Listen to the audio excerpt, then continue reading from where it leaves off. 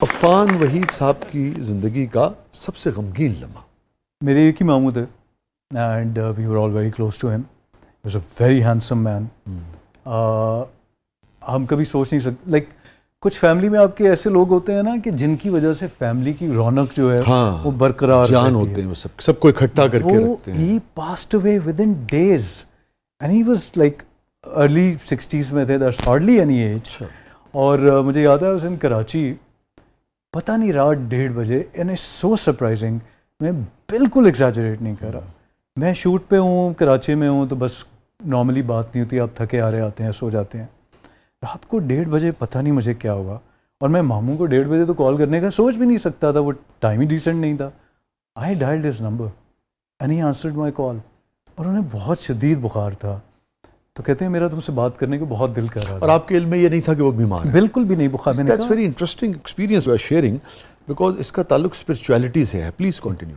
تو وہ انہوں نے اس حالت میں کہ ان سے بات نہیں ہو رہی تھی، کہ بلکہ بات کرتے کرتے میں تھوڑا سا ہو بھی گیا، تو مجھے کہتے ہیں کیا ہو گیا تمہیں؟ 1 گھنٹہ مجھ سے بات کی ہے. انہوں نے کہا کہ میں کریو کر رہا تھا کہ میں تم سے بات کروں. نیکسٹ ڈے انہیں ہاسپٹل لے جایا گیا. ان کا بخار زیادہ بڑھ گیا، تو 2 دن بعد میں لاہور آ گیا.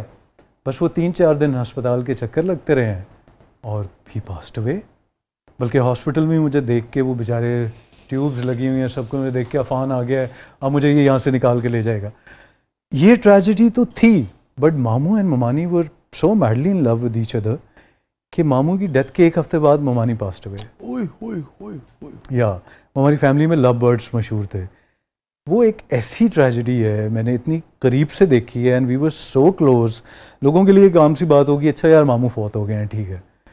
آئی اسٹل کین ناٹ. ان کے جانے کے بعد ہماری فیملی میں جیسے ایک اداسی کی لہر جو ہے نا وہ سرایت کر گئی، اور وہ ابھی تک نہیں جاتی ہے. عیدیں ہوں یا کچھ ہوں، مائی پیرنٹس میں نے انہیں دیکھا ہے وہ بہت اکیلے ہو گئے ہیں کیونکہ ان کی بہت اٹیچمنٹ تھی. تو اس طرح کی والدہ تو اور زیادہ، وہ ایک ہی بھائی تھے اینڈ امی بڑی تھی سب سے. تو that is something that you know بہت مشکل وقت تھا، اور شدید سردی تھی، دھند والے دن تھے، تو ایسے ہی لگتا تھا جیسے اوپر سے ٹرین ہی گزر گئی ہے.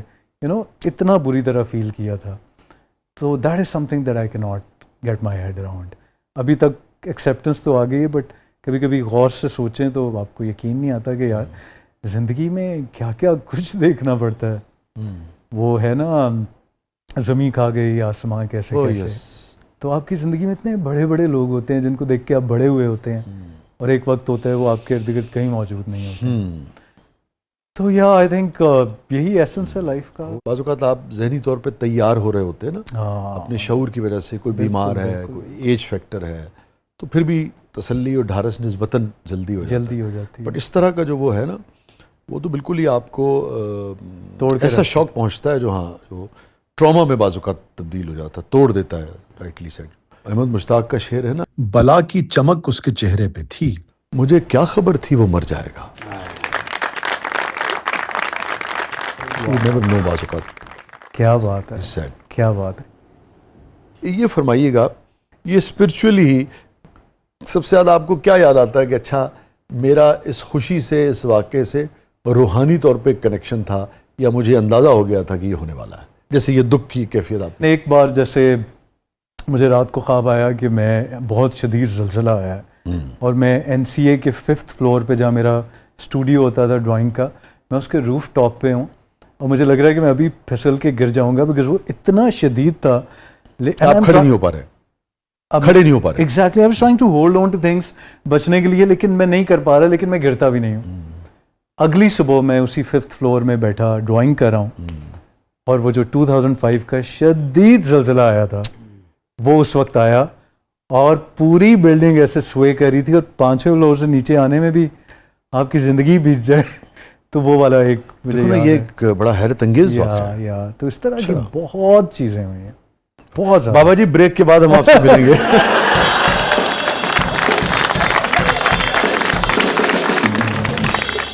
عفان، یہ فرمائیے کوئی تلخ ترین یاد کریئر کی جو آج بھی عفان کو تکلیف دیتی ہو، اتنا آگے بڑھ گئے ہو.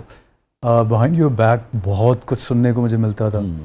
تو وہی آپ نے جو بات کی ہے کہ بلی بالکل نہیں کرنا چاہیے. وہ لائف لانگ آپ اسکارز ہوتے ہیں آپ جن میں سے کبھی ہیل نہیں کر سکتے. بلکہ that takes me to another thing if you want me to say. Please مجھے لگتا ہے کہ ہمیں آج کل اپنے بچوں کو نا, جو میرڈ لوگ ہیں جن کے بچے ہیں, شادی سے پہلے انسٹیٹیوشنز ہونے چاہیے جن میں بچوں کی پرورش کرنا سکھانا چاہیے. یہ ایک بہت پراپر قسم کی رسپانسبلٹی ہے, بالکل درست کہہ رہے جو ہیں. خاص طور پہ ہماری سوسائٹی میں بہت اگنور ہوتی ہے.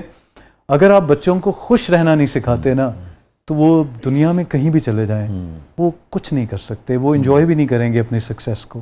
تو آئی تھنک جو بیسک ایموشن آپ کو اپنے بچوں کو سکھانا چاہیے وہ خوشی ہے اخلاقی حدود کے اندر رہتے ہوئے, کہ وہ کیا خوشی ہے اس کو محسوس کرنا شروع کرو.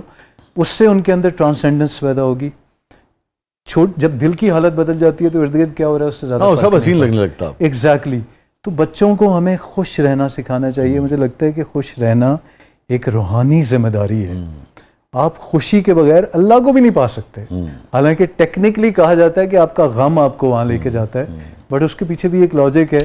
ہاں, ایکسیپٹنس گدازیت ہوتی ہے. اچھا, خوشی سے کیا ہے وہ گریٹیٹیوڈ کو جنم دیتا ہے. دونوں چیزیں جو ہے, اور باری تعالیٰ نے کہا ہے کہ اور تم جب اور شکر کرو گے تو میں تمہیں اور نوازوں گا. شکر خوشی کا نام ہے نا. گریٹیٹیوڈ ہی تو اصل خوشی ہے. اور گریٹیٹیوڈ, جو بھی بندہ شکر گزار ہوگا اسے آپ کبھی غمگین نہیں دیکھیں گے, وہ خوش رہے گا. یس. کیا آپ جو لوگ آپ کو دیکھ رہے ہیں, جو نوجوان دیکھ رہے ہیں, جو آپ نے بات کی, خوشی کا کیا راز ہے, کیسے خوش رہا جا سکتا ہے, کیا ٹپس دیں گے آپ؟ اگین جو ہر بات سے پہلے میں کہتا ہوں, مجھے یہ لگتا ہے, مجھے اس جملے سے بھی اپنی تھوڑی چڑ ہے, لیکن وہ کانورسیشن کا سٹائل بن چکا ہوتا ہے کہ مجھے یہ لگتا ہے کہ خوشی جو ہے ایک پریکٹس ہے. It's an exercise. وہی جو میں نے ٹیکنیکس کی بات کی, اسی لیے 50% شاید ریسرچ میں ٹیکنیکس کو ملا ہے کہ آپ ڈیلی خوشی کی پریکٹس کر سکتے ہیں. بہت اچھی بات کی آپ. اب کچھ تو چیزیں نصیب میں لکھی ہیں جو کہتے ہیں کہ اللہ تعالیٰ نے لکھ دیا, وہ چینج نہیں ہو سکتا. اب آپ کے بس میں کیا ہے کہ آپ اس کو اپنے اوپر حاوی کر لیتے ہیں, یا خوشی کے ساتھ اور گریس کے ساتھ, ڈگنیٹی کے ساتھ اس سچویشن میں سے سر جھکا کے نکل جاتے ہیں. تو خوشی از ناٹ ایزی فور شور. آپ کو لگے گا کہ نہیں یار میں یہ نہیں کر سکتا. مجھے روزانہ لگتا ہے صبح اٹھ کے کہ نہیں یار آج میں خوش نہیں رہ سکتا, لیکن 2 گھنٹے بعد جب میں اپنی پوری کاؤنسلنگ کر رہا ہوتا ہوں, اپنے آپ کو سمجھا رہا ہوتا ہوں کہ نہیں یہ 2 گھنٹے بعد میں نارمل ہو جاتا ہوں. اور یہ دیکھو میرے پاس خوش رہنے کے لیے کیا کچھ نہیں ہے. بالکل آپ نے بالکل ٹھیک ہے. ہمارے اختیار میں صرف, میں بھی اسٹوڈنٹ سے جب یونیورسٹیز وغیرہ میں جانا ہو ہمیشہ یہ کہتا ہوں کہ آپ کے پاس کیریکٹر ہے, آپ کے پاس کمٹمنٹ ہے, محنت ہے, ریاضت ہے, باقی نتیجہ اس کے پاس ہے. مالی دا کم, میاں محمد صاحب فرمایا ہی, مالی دا کم پانی دینا پر مشکاں پاوے, مالک دا کم پھل پھل لانا لاوے یا نہ لاوے. کتنی صحیح ہے. اب یہ سکھانے والے لوگ ہیں, بڑے لوگ سیکھنے کو اتنا کچھ ہے ہمارے.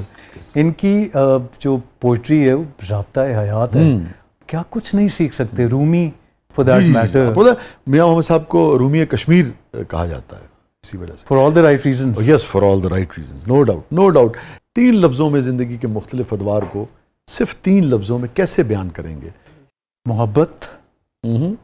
یہ کتنے سال تک ہے؟ یہ پہلے شروع کے چند سال, کیونکہ آپ صرف محبت پیرنٹس کی طرف سے ہو, ریلیٹیوز کی طرف سے ہو, یا بہن بھائیوں کی طرف سے ہو. وحشت اگلے کے چند سال وحشت کے تھے, اور رحمت یا ویری انٹرسٹنگ. ویسے تو Rahmat, thank God you are at peace now. میں پیس میں ایسے چلا جاتا ہوں جب میں دیکھتا ہوں کہ we are all in it together. نہیں دیکھیں نا, آپ وحشت سے نکل کے اگر رحمت میں آ گئے تو اس کا مطلب ہے کہ پیس میں ہاں آگے. مجھے سر کہتے تھوڑا خوف بھی آتا ہے کہ اتنی بڑی باتیں میں نہ کروں, لیکن رحمت تو ہر وقت شامل حال رہتی ہے. آپ مڑ کے دیکھیں نا تو کہاں سے آپ کو وہ رحمت بچا لیتی ہے. لیکن پیس بھی, یا اور پھر جو آپ بات کر رہے تھے کہ آپ خوش کیسے رہ سکتے ہیں, آپ اگر ارد گرد دیکھیں تو کوئی ایک شخص نہیں ہے جس کی زندگی میں اسٹرگل نہیں ہے. جب آپ کو یہ ہوتا ہے نا کہ یار ہم سب اس میں ایک ساتھ ہیں, تو وہ چیز بھی بہت تسلی دیتی ہے آپ کو کہ آپ اکیلے نہیں ہیں جو تکلیفوں یا پریشانیوں سے لڑے ہیں. سب بھی اس دھینگا مشتی میں شامل ہیں, اور ہر ایک کے اپنے حصے کے بوجھ ہیں جو وہ اپنے کندھوں پہ اٹھا کے پھر ہے. تو پھر میرے خیال میں اتنا پریشان ہونے کی ضرورت نہیں, زندگی کو بہت سیریس لینے کی ضرورت نہیں ہے. آخر میں ہم چاہیں گے کہ جو آپ کا شعری ذوق ہے اس سے ضرور لوگ لطف اٹھائیں. کچھ سنائیے, پھر اسی پہ پروگرام کرتا. آج شعر میں نہیں, آپ سنائیں گے. سو یہ پروین شاکر صاحبہ کا واہ. ایک کی ایک غزل ہے، فریدہ خانم جی نے گائی ہوئی ہے. تو اس کا انٹروڈکشن میرا یہی تھا کہ میں نے ان کی آواز میں پہلی دفعہ یہ سنی تھی. ہاں واہ واہ دل پہ ایک طرفہ قیامت کرنا، واہ مسکراتے ہوئے رخصت کرنا، واہ واہ واہ اچھی آنکھیں جو ملی ہیں اس کو واہ. کچھ تو لازم ہوا وحشت وحشت کرنا. کرنا. کون چاہے گا تمہیں میری طرح، واہ. اب کسی سے نہ محبت کرنا. جرم کس کا تھا، سزا کس کو ملی، آہا. کیا گئی بات پہ حجت کرنا. کیا کہنے. دل کا دروازہ کھلا رکھا ہے، آہا. وقت مل جائے تو زحمت کرنا. کیا کہنے. بہت بہت شکریہ عرفان، آپ نے وقت نکالا. آپ ایک بزی آرٹسٹ ہیں، آپ نے وقت نکالا، آپ تشریف لائے اور بہت دل سے آپ نے باتیں کی. بہت بہت شکریہ. Thank you so much. Thank you, pleasure. Thank you for coming. Thank you so much. یہ تھا آج کا زبردست. اپنے فیڈ بیک سے ہمیں آگاہ کیجیے گا.